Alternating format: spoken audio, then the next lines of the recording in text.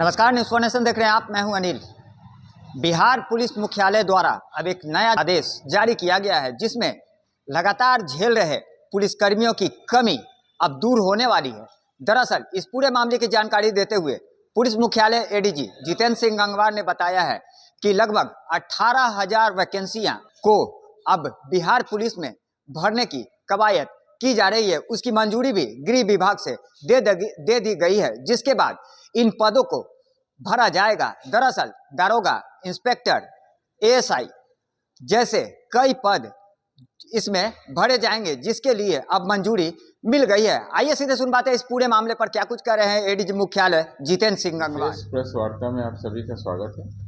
एक महत्वपूर्ण सूचना और जानकारी आपको देने के लिए ये विशेष प्रेस वार्ता का आयोजन किया गया है।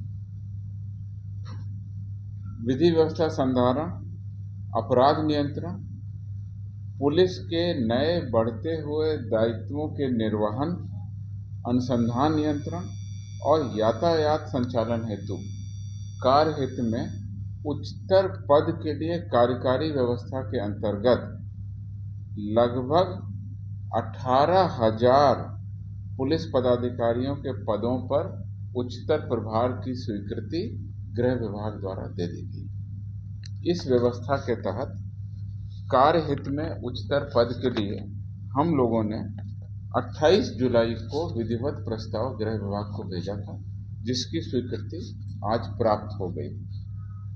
आप लोगों को जानकारी दे दें कि सामान्य प्रशासन विभाग के वर्ष 2019 के द्वारा सभी प्रकार की प्रोन्नतियां एवं प्रोन्नतियों पर विभागीय प्रोन्नति समिति की बैठक की कार्रवाई की अनुमति नहीं थी। इस कारण से प्रोन्नति बाधित थी। इस कारण बिहार पुलिस के विभिन्न रैंक में काफ़ी अधिक संख्या में रिक्ति उत्पन्न हो गई थी, जिसका कुप्रभाव विभिन्न प्रकार के पदों के दायित्वों के निर्वहन में पड़ रहा था। सहायक अवर निरीक्षक में 15,000 लगभग स्वीकृत पद थे, जिसमें से रिक्ति करीब 9,367 पदों की हो गई थी। कुल लगभग 60% रिक्ति हमारी एएसआई के पदों में हो गई थी। दरोगा में 7,400 के आसपास प्रोन्नति पदों की रिक्ति, जो कि लगभग 71% है। परिचारी प्रवर में बहुत दिनों से जो सार्जेंट मेजर का पद है, उसमें सार्जेंट की नियुक्ति नहीं होने के कारण 98% रिक्ति थी। पुलिस इंस्पेक्टर में 1322 पद खाली थे, जो कि कुल स्वीकृत पदों के हिसाब से देखें तो 60% की रिक्ति थी। पुलिस उपाधीक्षक में प्रोन्नति से भी लोग जाते हैं और डायरेक्ट रिक्रूटमेंट भी होता है। प्रोन्नति पदों की रिक्तियों को देखें तो 61% की रिक्ति थी। यानी कि संक्षेप में आपको बताएं तो पूरे जो हमारे पद हैं प्रोन्नति के पद, उसमें लगभग 18,000 पद खाली पड़े हुए थे, जो कि 64% रिक्तियां थी। और इन रिक्तियों की जो आपकी विवरणी बताई है कि दरोगा में 71% और बाकी तीनों रैंक यानी एएसआई, इंस्पेक्टर और डीएसपी में लगभग 60%, कुल 64% की रिक्ति हो गई थी। इसका कुप्रभाव पड़ रहा है। इसके अलावा हाल के दिनों में पुलिस के नए दायित्व और नई कर्तव्यों की जो आयाम बने हैं, जिसमें मुख्य रूप से ईआरएसएस डायल 112 की सेवा, उसके अलावा साइबर थाने, उसके अलावा महिला हेल्प डेस्क और स्मार्ट सिटी परियोजना के अंतर्गत यातायात संचालन के लिए विशेष जो प्रबंधन किए गए हैं, इसके लिए भी अतिरिक्त पदाधिकारियों की आवश्यकता पड़ रही थी। इन नए दायित्वों के निर्वहन के साथ साथ जो हमारे मूल कार्य है थानों का, उससे पदाधिकारियों को कुछ को हटाकर इन नए दायित्वों में लगाया गया था। इस कारण मूल कार्यों को करने अर्थात थानों में अनुसंधान और विधि व्यवस्था के संधारण में मानव संसाधन में काफ़ी कमी हो गई थी, और इन नए दायित्वों को भी कारगर रूप से निभाने के लिए संख्या पर्याप्त नहीं थी।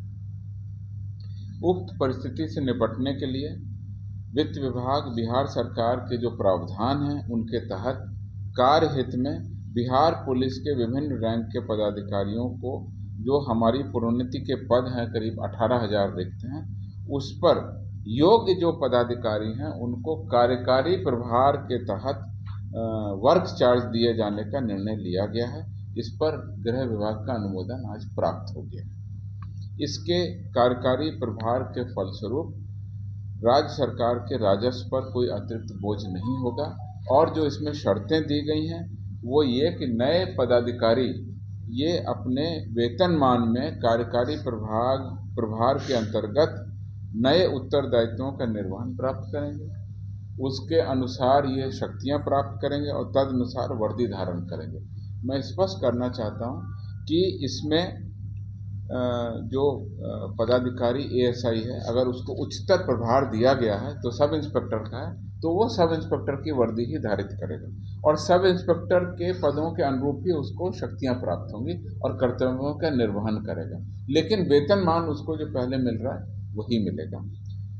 और जो हायर लेवल पर जब काम करेगा तो उसके जो डिसिप्लिनरी अथॉरिटी है और उसकी जो एडमिनिस्ट्रेटिव अथॉरिटी है और उसके जो लीगल अधिकार हैं वह जो नए पद हैं उसके अनुसार जो उच्चतर प्रभार है उसके तहत होंगे। इस प्रभार के अंतर्गत कार्यकारी प्रभार है, इस प्रभार के अंतर्गत कार्य किए जाने से प्रोन्नति अथवा वरीयता का कोई भी दावा न तो वर्तमान में देय होगा और न ही भविष्य में मान्य होगा और किसी भी प्रकार के उच्चतर पद के वेतन का दावा भी स्वीकार्य नहीं होगा। इसके तहत पूर्णतः कार्य हित में, और जैसा हमने आपको बताया कि विधि व्यवस्था संधारण, अपराध नियंत्रण और पुलिस के जो नए दायित्व हैं जिनकी ज़रूरतें इधर बढ़ गई हैं, जिसमें ERSS, महिला हेल्प डेस्क, साइबर थाना, यातायात थाना इत्यादि जो नए कार्य बढ़ गए हैं, अनुसंधान में भी बहुत पदाधिकारियों की कमी है, उसके तहत हम लोगों को 18,000 पदों की स्वीकृति मिल गई है। इस पर तत्काल हम लोग अलग अलग रैंकों में प्रमोशन देने की व्यवस्था कर रहे हैं, जो कि कार्यकारी प्रभार, इसको प्रमोशन शब्द कहना गलत होगा, ये कार्यकारी प्रभार है। कार्यकारी प्रभार के तहत उच्चतर पद के प्रभार की व्यवस्था करेंगे।